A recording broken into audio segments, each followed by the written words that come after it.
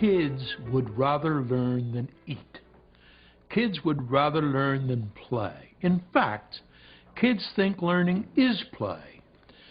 We propose that all toys were invented by grown-ups to get rid of kids. All games were invented by grown-ups to get rid of kids.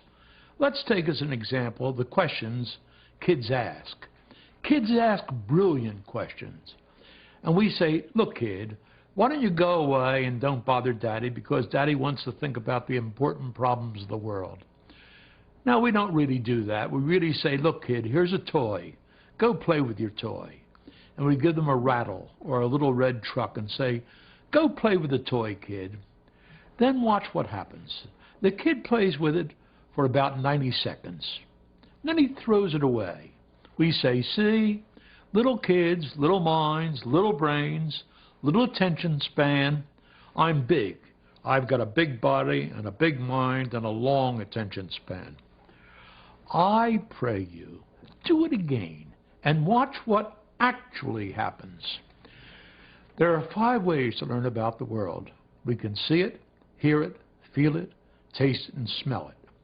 And everything that Leonardo learned in his life, or old Tom Edison or old Thomas Jefferson learned, he learned through one of those 5 pathways.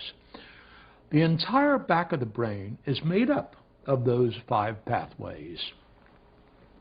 If you drew a line right up here, everything behind that has to do with incoming information. Everything in front of it has to do with outgoing motor response. Now, give a kid something he hasn't seen before and watch what actually happens. First, he looks at it. That's why toys are made with bright colors. Then he rattles it. That's why toys make noises. Then he feels it. That's why toys don't have sharp edges. Then he tastes it. That's why toys are made with non-poisonous colors. And then, by gosh, he smells it. We haven't figured out how toys ought to smell, so they don't smell at all. That process takes 60 seconds. Now he has had 5 laboratory tests available to him. He used the 5 laboratory tests, 1, 2, 3, 4, 5. It's a beautiful thing to see. Now he does one more thing before he throws it away. He tries to break it so he can learn how it's made. That's why toys are unbreakable, so he can't learn how it's made. It's one of the 2 general approaches to the prevention of learning. The first is put him in the playpen where he can't get at it. And the second is give him something he can't break. The whole process takes about 90 seconds. And he throws it away because there's nothing left to learn from it. We adults watch that superb demonstration and we use it to prove his inferiority. He's got a short attention span. Let me ask you a question. How long should anybody pay attention to a rattle or a little toy truck?